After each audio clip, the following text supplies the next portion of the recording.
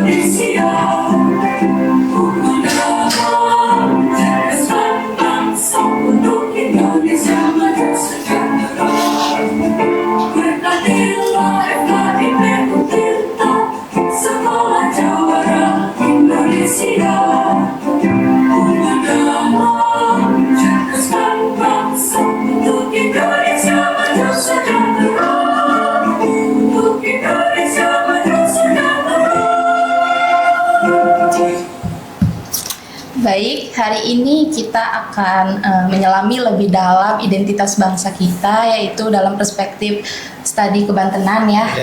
Yang dimana bagaimana sih karakteristik dari masyarakat kebantenan dan sebagainya.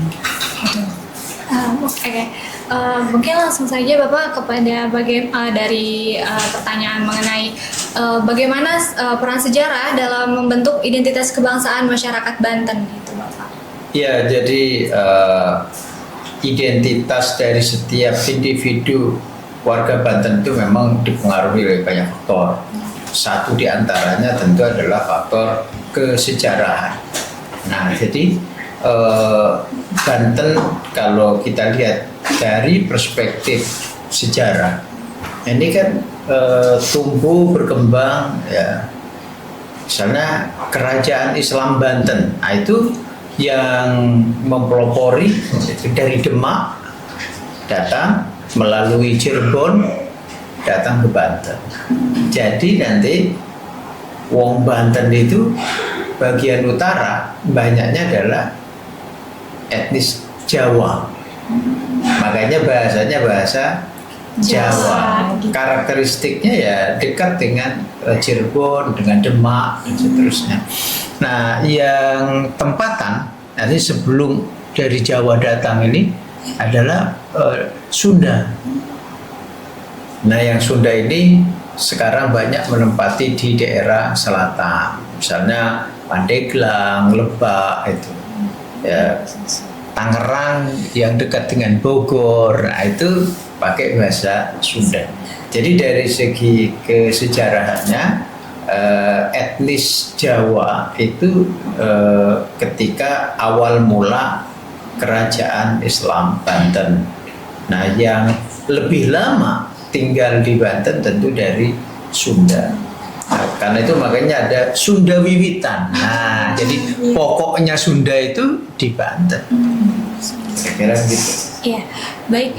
Kalau dari berbagai macam perbedaan tadi ya Pak, karena itu juga letak batas wilayah yang berbeda-beda itu. Kira-kira untuk karakter masyarakatnya sendiri dari masyarakat Banten itu gimana sih Pak? Nah, dan nanti karakternya orang Banten itu kan keras.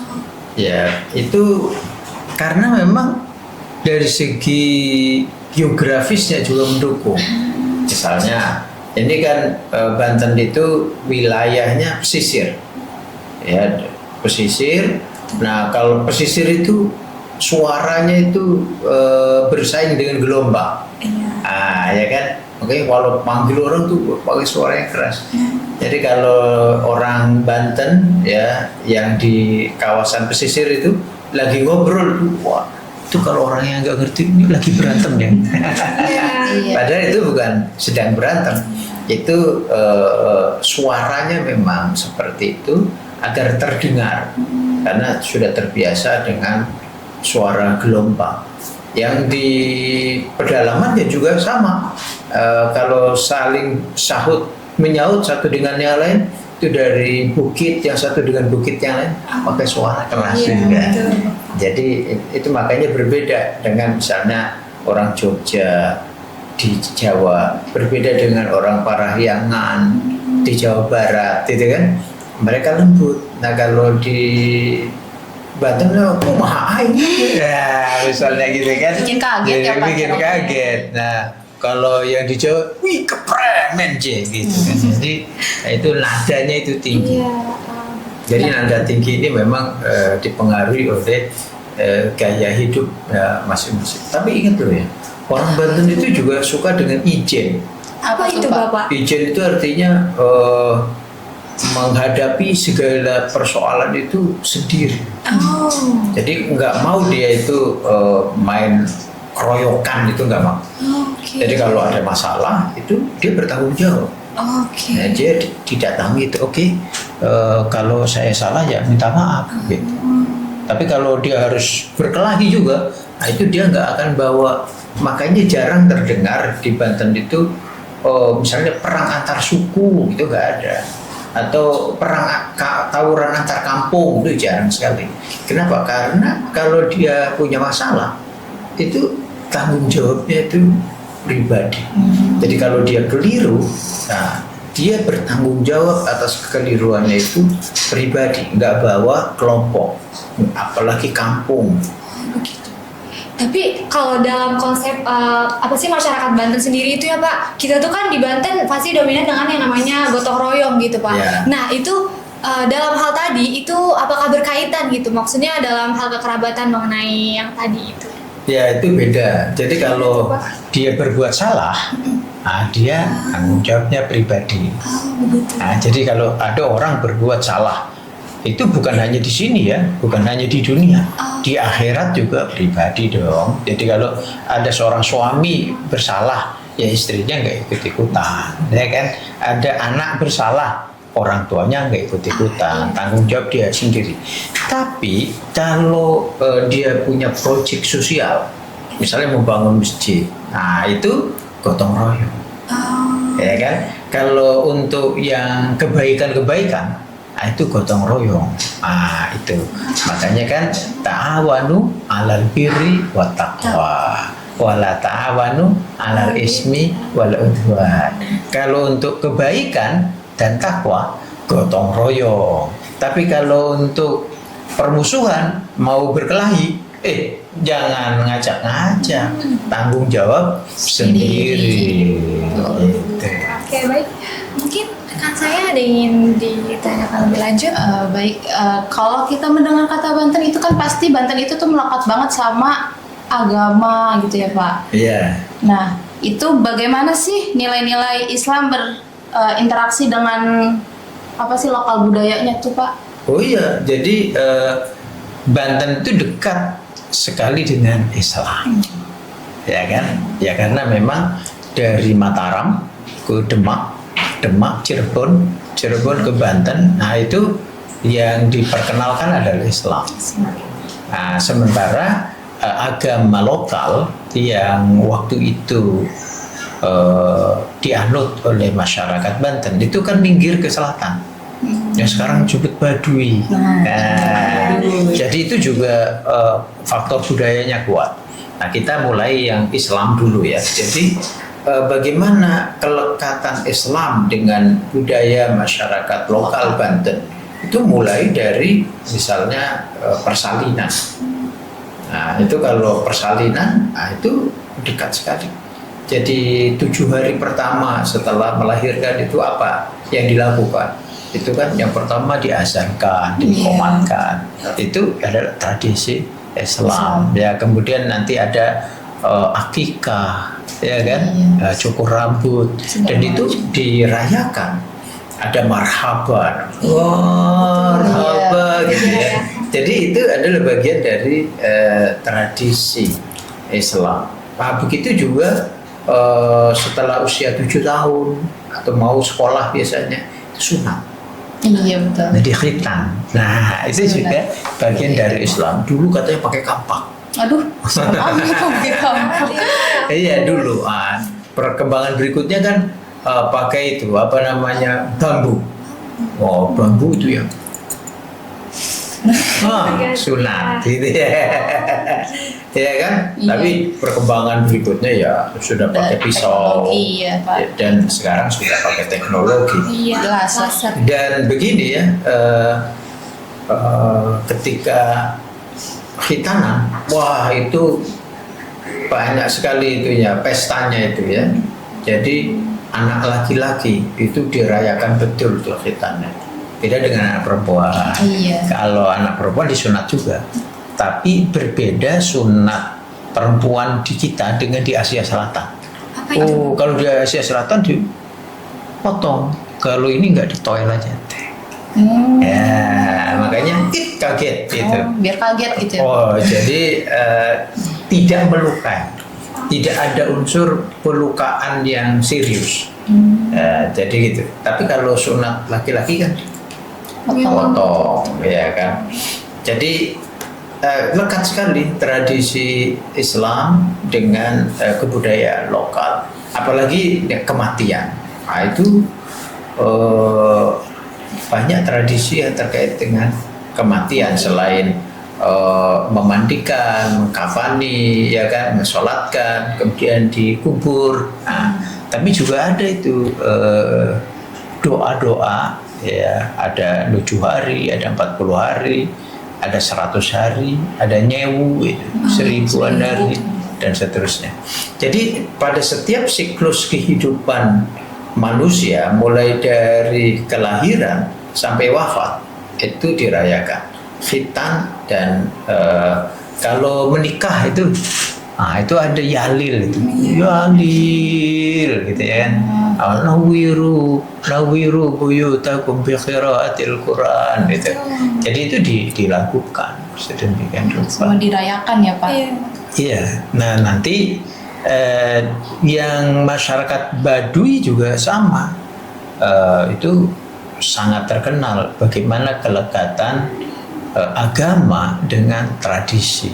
Nah, makanya di Baduy itu malah batas-batas wilayahnya itu sangat jelas. Ada Baduy dalam, ada Baduy luar. Yang Baduy dalam itu terbatas, ada 40 kakak gitu ya. Nanti kalau yang sudah mengadopsi modernitas itu keluar dari Baduy dalam dan seterusnya. Ya, jadi di situ juga ada pamali yang harus dihormati, dan segala pamali itu sebenarnya juga terkait dengan upaya dari masyarakat Baduy untuk tetap harmoni dengan semesta. Sebenarnya seperti itu. Baik. Kemudian mengenai konsep keluarga besar nih Pak dalam Banten itu kan pasti kekerabatannya erat banget ya Pak. Iya, iya. Dan itu gimana sih Pak supaya apakah penting dalam hal ini terutama di Banten dari dalam kehidupan bermasyarakat itu sendiri? Ya, jadi keluarga itu ada keluarga kecil, ada keluarga besar. Kalau keluarga kecil kan ada suami, istri, anak, ya orang tua, anak itu keluarga kecil. Tapi keluarga besar itu ada neneknya, ada buyutnya, ada sampai cicit, gitu kan. Nah, di Banten itu kuat soal silsilah. Jadi nasab itu terus di siapa bin siapa sampai bahkan sampai Rasulullah. Itu yang serius sampai Nabi Adam. Itu ya, kenapa soal silsilah ini penting? Nah, ini karena ada kaitan dengan waris. Iya dong. Nah, masa nggak tahu pamannya sendiri? Nah, kalau misalnya ada anak gadis ya kan, ayahnya meninggal, yang menikahkan dia siapa? Pamannya? Iya, kalau nggak kenal Kakaknya. ya, kakaknya Iya. gitu kan. Nanti kalau nggak ada kakak laki-laki, ya maka pamannya dan seterusnya. Pamannya nggak ada, kakeknya. Siapa tahu bapaknya nggak ada tapi kakeknya masih ada. Dan seterusnya. Jadi penting sekali kekerabatan itu. Meskipun memang di Banten berbeda dengan misalnya di Batak, ya kan. Itu kan ada marga. Iya. Beda dengan di Sumatera Barat gitu kan. Di kita nggak ada misalnya ini bapak marganya siapa atau ibu marganya siapa gitu kan, nggak ada. Tetapi silsilah itu sangat dihormati, dijaga, dirawat. Jadi setiap orang dikenalkan ini siapa, bapaknya siapa dan seterusnya. Jadi di desa-desa itu masih meskipun di kota ini sudah mulai agak renggang dikit ya. Iya, Pak. Jadi karena orang Banten menikah misalnya dengan orang luar Banten atau sesama Banten ada di sini tapi kemudian pindah kampung, tinggal di komplek. Nah, itu memang sudah agak longgar soal kekerabatan. Nah, mengenai kelonggaran tadi kekerabatan itu sendiri apa karena banyaknya masyarakat Banten yang menikah dengan warga luar dari luar Banten begitu. Nah, itu kira-kira bagaimana sih Pak cara kita, apa sih dampaknya maksudnya terhadap kekerabatan atau keberlanjutan budaya lokal di Banten itu Bapak? Dia biasanya kan kalau dia keluar dari kampungnya itu, kalau dulu itu kenal nggak itu Fadlullah? Oh kenal, itu rumahnya di sana gitu kan. Wow, itu padahal dua kecamatan yang berbeda itu, tapi kenal tuh, kenal ini bapaknya siapa, kakeknya siapa, rumahnya di mana. Tapi kalau sekarang itu siapa ya? Nggak tahu saya. Itu kan akibatnya seperti itu. Karena paling nanti dapat undangan pernikahan dari saudaranya gitu kan. Tapi begitu nyampe di sana juga ini saudaranya siapa nih? Gak kenal. Ketemu di perempatan, kendaraannya bentrok, berkelahi. Tahu-taunya saudara. Waduh. Ya kan, setelah dimediasi itu ketemu keluarga besar. Loh ini kan saudara dekat ini. Waduh, baru tahu begitu ngapain berkelahi ya kan. Jadi ya itulah akibat dari kurang mengenal budaya, pohon keluarga, ya kan. Nah kalau ini saling kenal kan enggak akan terjadi. Iya betul. Tapi Pak, bagaimana sih nilai-nilai kekeluargaan ini tuh menjadi modal sosial untuk pembangunan di Banten ini? Ya, paling tidak untuk modal politik ya. Ya kalau banyak saudara kan jadi anggota legislatif peluangnya besar. Iya nggak sih? Iya, Jadi betul. misalnya keluar di sini keluarga ini sini keluar sini keluarga ini sini keluarga. Udah satu kursi aman. Aduh. Iya kan? Berat ini Pak Tom. Iya, berani. Jadi kalau kekerabatan dekat itu jagalah silaturahim, ya kan? Penting tuh menjaga silaturahim. Bukan karena ada pemilu, ya kan? Tapi justru kalau kita ini akrab satu dengan yang lain, silaturahim satu dengan yang lain, kan saling menguatkan. Nah, kalau pemilu saling menguatkan. Kalau ada yang duka, ada yang mengalami kesulitan hidup, kan lebih cepat untuk saling tolong menolong satu dengan yang lain. Nah, tapi untuk di era sekarang menurut Bapak itu tuh masih relevan gak sih sistem kekerabatan ini? Ya sekarang juga udah mulai tuh Apa bikin grup dong, ya Iya. kan, Oh, iya. biar bisa ngobrol. Misalnya, alhamdulillah ini ada yang mau nikah nih, ya kan, mahasiswa semester 6 gitu. Semester 6 udah boleh menikah belum? Dari Kalau semester dari- Lulus dulu Lulus loh dulu ya. ya. Lulus dulu, Pak. Yang penting jangan STMJ. Apa Apa tuh? itu? Sudah sarjana, sudah tamat, masih jomblo. Oh, Aduh. berat itu Bapak.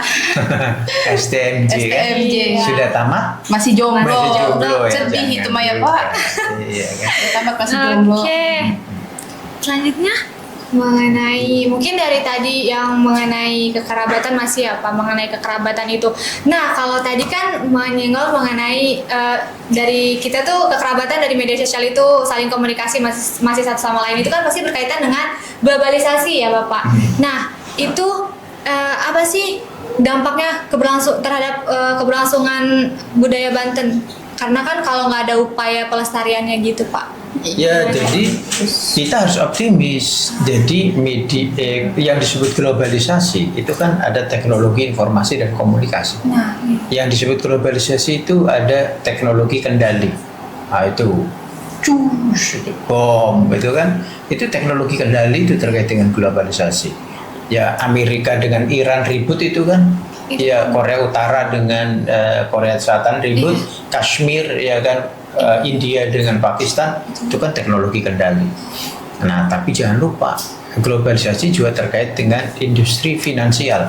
Sekarang uang nggak pakai bendera, ya kan? Kita mau pergi ke Arab Saudi, mau haji, umroh, nah itu nggak lagi sibuk kita. Kenapa? Karena uang rupiah kita bisa langsung konversi di sana. Di sana. Iya, itu sekarang memang belanja pakai duit. Enggak, pakai sih, iya, barcode. betul. Di-scan Ya kan, gitu kalau di-scan. Mas. Nah, globalisasi itu terkait dengan banyak faktor. Nah, kalau kita kaitkan dengan budaya, nah kita harus melestarikan kebudayaan kita, dan melalui kanal teknologi informasi komunikasi kita bisa unggah. Nah, sehingga orang tahu, oh ini Banten gitu. Iya. Kita juga misalnya ada teman-teman kita yang ada di Eropa, orang Banten, orang Indonesia, dia rindu dengan Banten. Kan kita bisa buka Searching channel iya, itu, betul. lalu dia unggah. Jadi sebenarnya globalisasi itu menjadikan kampung kita itu lebih kecil gitu loh. Karena kita bisa terkoneksi dengan semua orang dimanapun kapanpun. Nah, berarti memperkenalkan budaya Banten kepada siapapun kapanpun juga bisa. Iya, dan dimanapun ya Pak. Nah, jadi sekarang tinggal siapa yang menjadi konten kreator untuk memperkenalkan budaya Banten, sehingga Banten dikenal bukan hanya oleh warga Banten, tapi juga oleh warga dunia yang lain. Nah, Baik.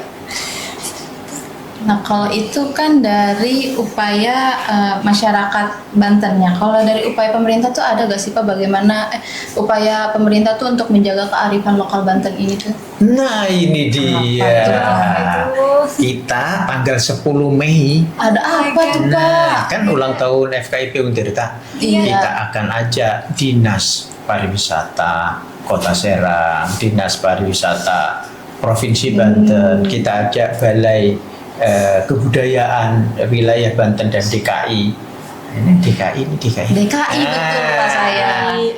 Kita ajak bareng-bareng untuk melaksanakan festival budaya. Waduh, pasti itu seru banget Ya, Pak. festival budaya Bumi Iya. Sorosoan. Waduh. Nah, Sorosoan. Tanggal berapa Banten. tuh Pak? 10. Mei. Mei, Mei. 10 Mei. Iya, Ya, Jangan lupa teman-teman. Iya. itu tanggal lahirnya FKIP Untirta. Jawara. Betul. Nah, Oke. itu acaranya dimulai dari mana ke mana tuh Pak? Kalau boleh tahu. Ya, kita mulai dari kampus dong. Kampus kita kan pintu gerbang keluar Ciwaru. Oke. Pintu Iya. masuknya Sempu. Sempu. Nah, kita Sempu. mulai dari Ciwaru, keliling Long March, nanti sampai ke alun-alun. Ada atraksi budaya di situ, ada fashion show di situ. Kita libatkan masyarakat Cipari dan Sumber Pucung, Cipocok Jaya dan sekitarnya untuk bersama-sama menghidupkan budaya. Banten. Ya. Baik, mungkin cukup untuk podcast hari ini apa mengenai seputar kebantenan nih Pak. Oke, Terima oke, kasih oke. sebelumnya ya sudah melakukan podcast hari ini bersama Iya, kita. betul. Gitu. Baik. Pesan-pesan sebelum kita mengakhiri sesi kali ini, mungkin dari Bapak ada pesan yang bisa disampaikan kepada Sobat Jawara semuanya? Jadi semua kita adalah Banten. Oh, Ya, baik yang lahir di Banten atau lahir di luar Banten tapi tumbuh berkembang belajar di Banten. Ya, semua yang terlibat memajukan Banten disebut wong Banten. Iya. Gitu. Baik, kami akhiri sesi ke podcast kali ini. Sekian, terima kasih. Wassalamualaikum Assalamualaikum warahmatullahi wabarakatuh. Waalaikumsalam warahmatullahi wabarakatuh.